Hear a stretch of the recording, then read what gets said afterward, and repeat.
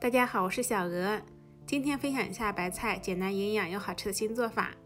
南方的菜太贵了，这是我今年买过的最便宜的白菜了，2块钱一斤，一颗花了8块钱。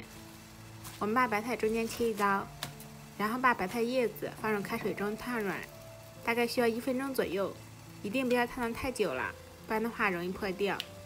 烫软之后锅下凉水。这是1斤莲藕，1斤猪肉，莲藕切成小块，猪肉去皮之后切成小块，放入绞肉机内绞成末。绞猪肉的时候，我们可以加几片生姜一起绞。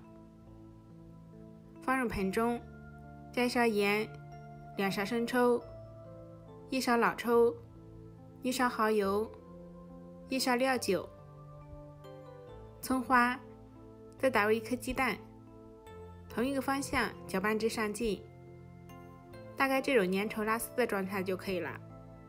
倒入莲藕末，再加1勺盐、胡椒粉、食用油或者小磨香油，搅拌均匀。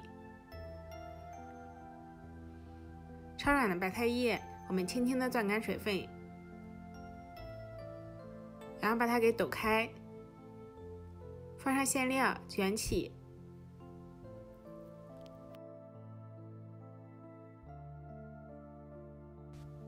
卷好之后放入盘中，开水上锅，大火蒸12分钟。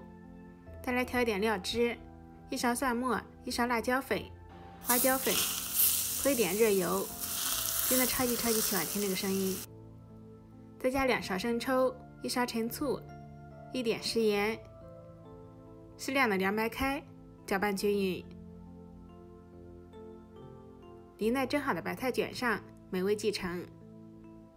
春节的时候特别忙，我们可以用饺子馅做一下这道菜，简单、营养、好吃又特别的省事。